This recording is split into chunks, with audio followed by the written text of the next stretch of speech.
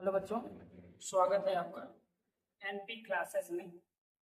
मैं नरोत्तम कुमार आपका स्वागत करता हूं। आशा करते हैं आप सब स्वस्थ हो। आज हम पुनः अक्षर 9 गणित एनसीईआरटी पढ़ने वाले हैं। कल हम लोगों ने पढ़ा था परिमेय संख्याएं क्या है, अपरिमेय संख्याएं क्या है, तुल्य परिमेय संख्याएं क्या है, प्राकृतिक संख्याएं क्या है और प्राकृतिक संख्याओं के साथ साथ पूर्ण संख्याएं क्या है, पूर्णांक क्या है, वास्तविक संख्याएं। वास्तविक संख्याओं पर हमने चर्चा किया था कि जो संख्याएं परिमेय और अपरिमेय दोनों होती हैं वो वास्तविक संख्याएं हैं। यानी इसमें परिमेय की भी सारी संख्याएं आ जाती हैं और अपरिमेय की भी सारी संख्याएं आ जाती हैं। आज हम लोग चर्चा करने वाले हैं एनसीईआरटी एग्जाम्पल, एनसीईआरटी पेज का किताब का एग्जाम्पल प्रश्नावली 1.1 के पहले जो एग्जाम्पल दिए गए हैं उन एग्जाम्पल में पहला एग्जाम्पल देखिए आपको कह रहा है। पहला एग्जाम्पल क्या कह रहा है कि नीचे दिए गए कथन सत्य हैं या असत्य, कारण के साथ अपने उत्तर दीजिए। कारण के साथ अपने उत्तर देना है। चलिए समझते हैं। कह रहा है प्रत्येक पूर्ण संख्या एक प्राकृतिक संख्या होती है। जितनी भी पूर्ण संख्याएं हैं ये सभी कह रहे हैं कि सभी एक प्राकृतिक संख्या होती है। तो इसका आपको कारण यहाँ पे समझना है कि प्रत्येक जो पूर्ण संख्या है, पहले का एग्जाम्पल जो पहला है उसका जो पहला आंसर है वो कह रहे हैं प्रत्येक पूर्ण संख्या एक प्राकृतिक संख्या होती है। ये गलत कह रहा है। हर पूर्ण संख्या, प्रत्येक पूर्ण संख्या प्राकृत नहीं होगी। प्राकृत केवल 1 से होती है, 1 से लेकर अनंत तक की प्राकृत होंगी, लेकिन शून्य को प्राकृतिक नहीं लिया जाता। इसलिए ये कथन आपका असत्य हो जाएगा। पहला कथन असत्य हो गया। कारण में आप लिख सकते हैं क्योंकि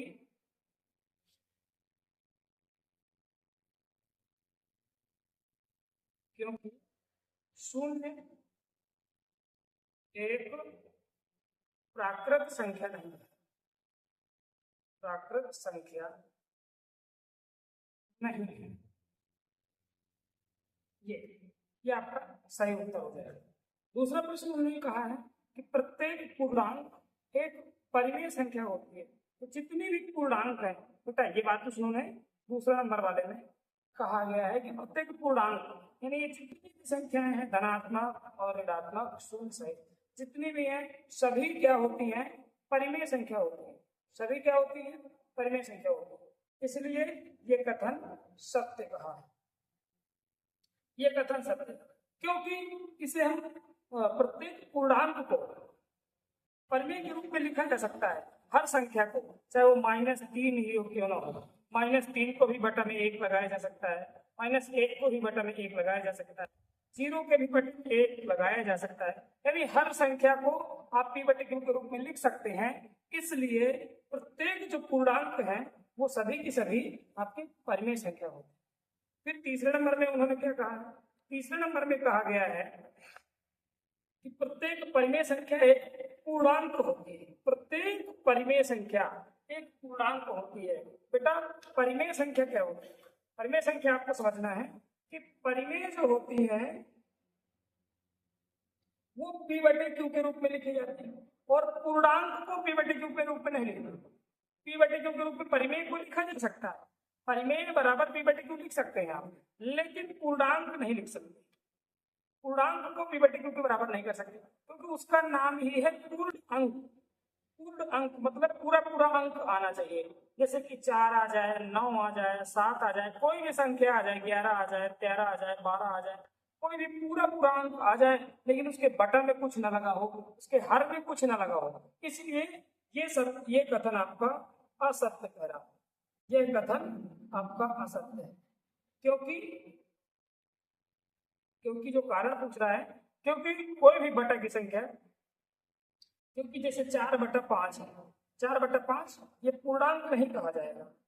पूर्णांक नहीं, 4/5 पूर्णांक नहीं है, बल्कि ये परिमेय तो जरूर है लेकिन पूर्णांक बिल्कुल नहीं है। ये पहला नंबर एग्जाम्पल है। अब बात आती है दूसरा नंबर एग्जाम्पल। दूसरा नंबर एग्जाम्पल आपका कह रहा है बेटा कि 1 और 2 के बीच 1 और 2 के बीच 5 परिमेय संख्याएं ज्ञात कीजिए। 1 और 2 के बीच 5 परिमेय संख्या ज्ञात कीजिए। बेटा एग्जाम्पल आपका क्वेश्चन नंबर 2 का एग्जाम्पल कह रहा है कि 1 और 2 के बीच 5 परिमेय संख्या चाहिए। 5 परिमेय संख्या ज्ञात करना है। तो बेटा ध्यान देते हैं 5 परिमेय संख्या जब निकालते हैं तो हम लोग इसमें n मानते हैं। सबसे पहले n माना जाता है। n मानेंगे जितनी संख्या हमें निकालनी है। अगर हमें 5 निकालनी है तो n बराबर हम 5 लेंगे। जितनी संख्या हमें ज्ञात करनी है वो n हम रख लेंगे। अब उसमें चूंकि हमने n बराबर 5 लिया इसलिए अब हमें क्या करना है, n में 1 जोड़ देना है। जो भी नंबर आए उसमें आप 1 जोड़ दीजिए तो ये बन गया 6। इसलिए अब ध्यान दीजिए, अब हमें 1 और 2 के बीच निकालना था तो जो आपका जोड़ आया n+1, ये n+1 का दोनों संख्याओं में, चाहे बटे परिमेय संख्या हो चाहे अपरिमेय संख्या, मतलब जैसे भी बटे में रखा हो या पूर्णांक के रूप में रखा हो, जैसे भी रखा हो उसमें n+1 का अंश और हर में गुणा करना है। 6 से अंश व हर में गुणा करने का। जब हम अंश और हर में गुणा करेंगे तो क्या बनने वाला है कि 1 में भी हम 6 का ऊपर नीचे गुणा करेंगे और हम लोग 2 में भी 6 का ऊपर नीचे गुणा करेंगे। ये हमारी संख्या बन जाएगी 6/6 और ये संख्या बन जाएगी 6 दूनी 12/6। अब इनके बीच में के बीच 5 परिमेय संख्या चाहिए। 5 परिमेय संख्या चाहिए। तो 5 परिमेय संख्या 6 के बाद और 12 के पहले। 6/6 के बाद क्या आएगा 5 परिमेय संख्याओं में? 6/6 के बाद आएगा 7/6, 8/6, 9/6, 10/6 और 11/6। इस नियम से जितनी चाहिए होगी उतनी ही मिलेगी। ये आपका एकदम से करेक्ट आंसर रहेगा। जितनी भी चाहिए उतनी निकल आएंगे। अगर आपको 50 चाहिए तो आपको 50 ही निकल आएंगे। जितनी आप चाहें वो आप इस विधि से लगा सकते हैं। बस क्या है, जितनी चाहिए उसको आपको n मानना है। n मान करके उसमें 1 जोड़ना है और जुड़ी हुई संख्या का अंश और हर में इन दोनों में गुणा कर दिया जाता है। बस इस तरीके से हम लोग इसको आसानी से हल कर सकते हैं। बेटा हम लोग आते हैं एक्सरसाइज प्रश्नावली 1.1। प्रश्नावली 1.1 आपकी प्रश्नावली 1.1 कह रही है कि पहला क्वेश्चन, क्या शून्य एक परिमेय संख्या है? क्या इसे आप p/q के रूप में लिख सकते हैं जहां p और q पूर्णांक है और q does not equal to 0? चलिए इसको देखते हैं।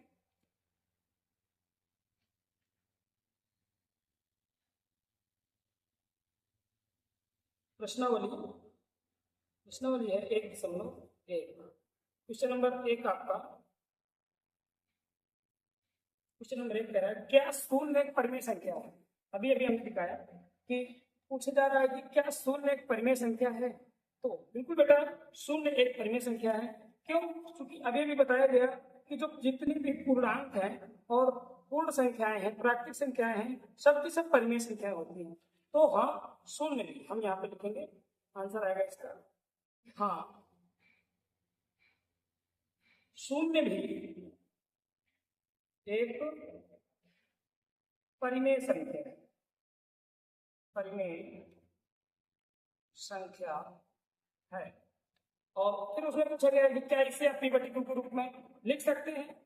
तो हाँ इसे p/q के रूप में लिखा जा सकता है।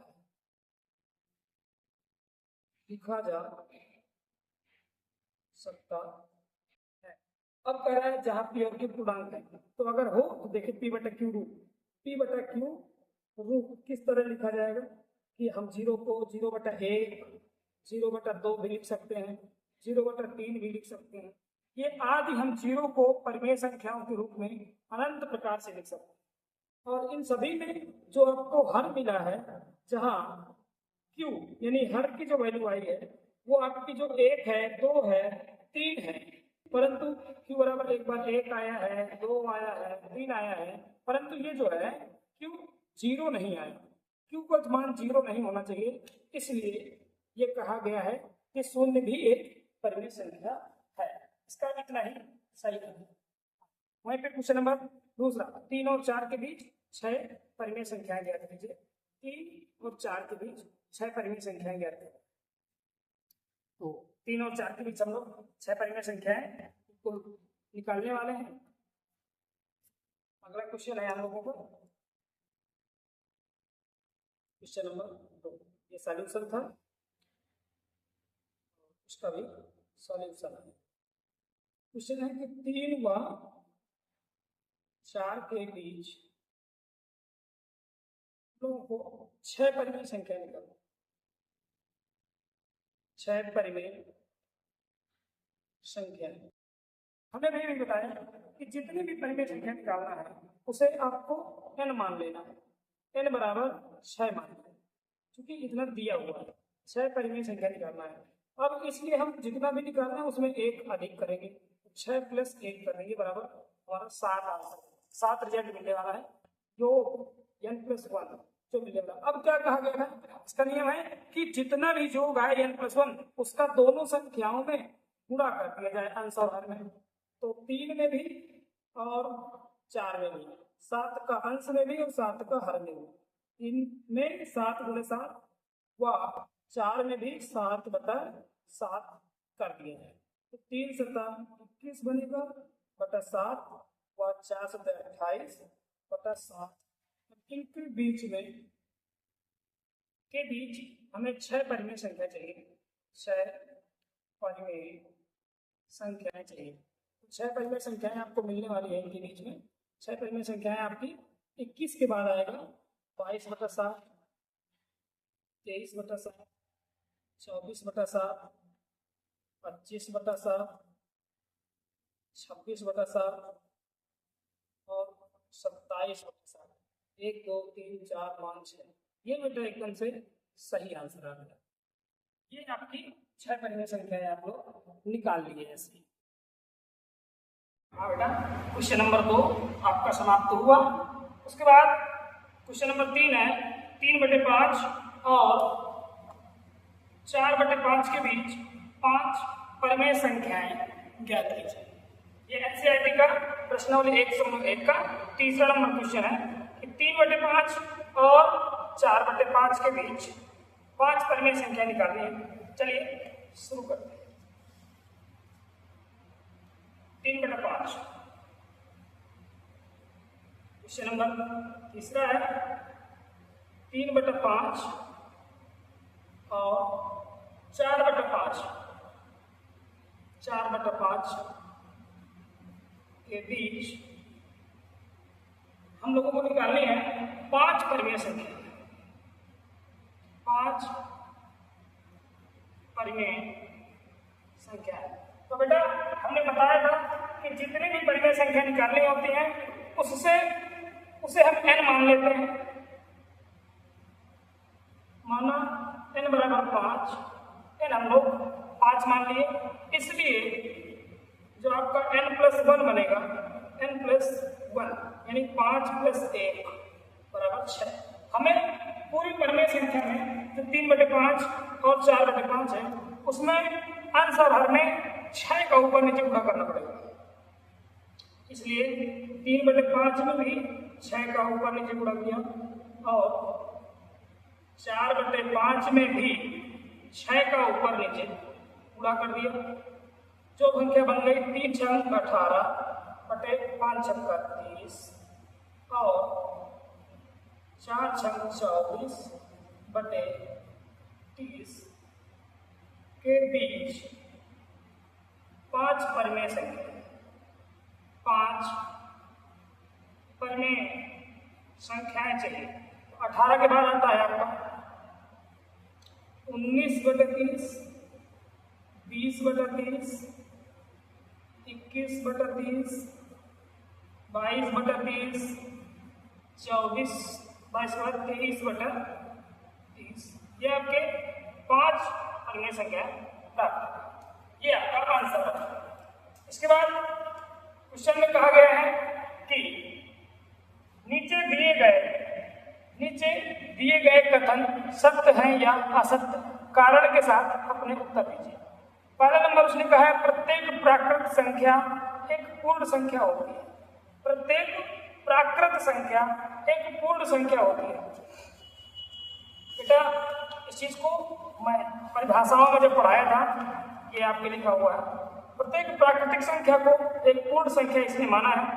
आइए हम लोग प्राकृतिक संख्या को पढ़ते हैं। ये कि प्राकृतिक संख्या में बताया था कि गणना की जाने वाली संख्याएं प्राकृतिक संख्याएं कहलाती हैं। अब प्रत्येक कहता है प्राकृतिक संख्या एक पूर्ण संख्या होती है। ये बिल्कुल सत्य है, क्योंकि पूर्ण संख्या जो बनती है वो प्राकृतिक संख्याओं को मिलाने से बनती है। प्राकृतिक संख्याओं को और शून्य को मिलाने से बनती है। अतः प्रत्येक जो है, जो उसने कहा है कि प्रत्येक प्राकृत संख्या एक पूर्ण संख्या होती है, ये बिल्कुल उसने सत्य कहा है। तो ये कथन हमारा सत्य हो जाएगा। कथन हमारा सत्य हो जाएगा। लिखते हैं इसको। क्वेश्चन नंबर 4 पहला नंबर है सत्य। कारण है क्योंकि प्रत्येक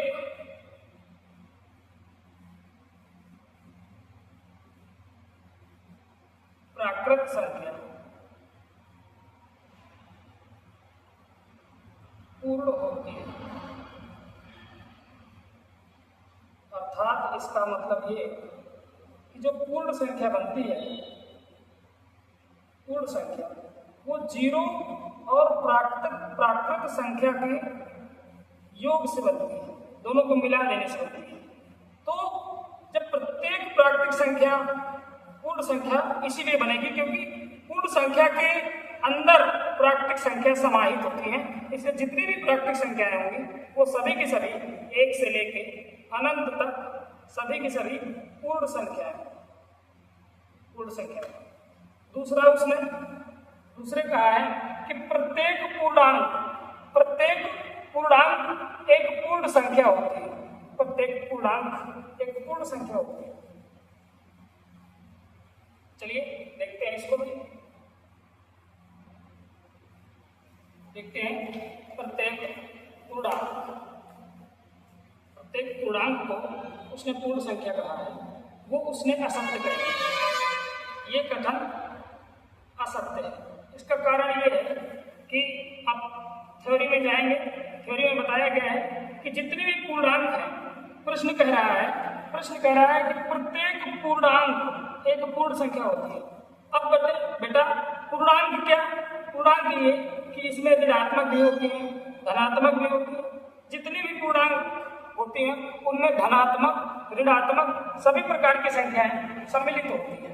लेकिन उसने जो कहा है कि जितनी भी पूर्णांक हैं वो सभी पूर्ण होती हैं। पूर्ण संख्याओं में ऋणात्मक संख्याएं शामिल नहीं होती है। पूर्ण संख्या होने के लिए ऋणात्मक नहीं होना चाहिए।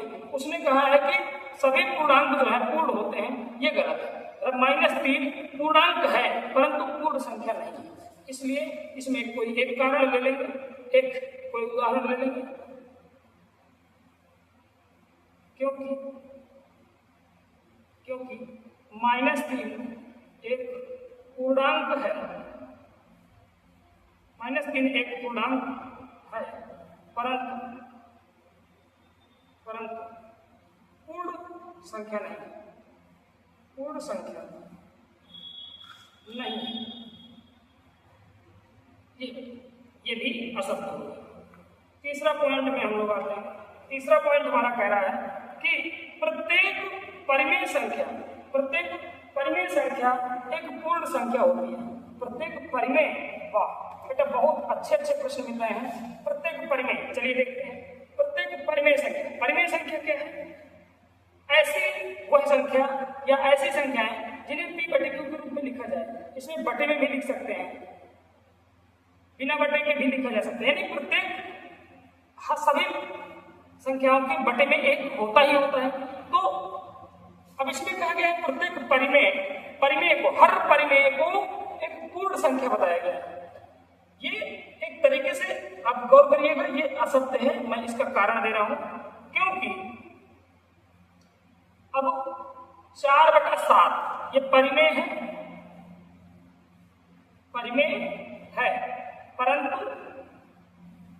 पूर्ण नहीं, पूर्ण संख्या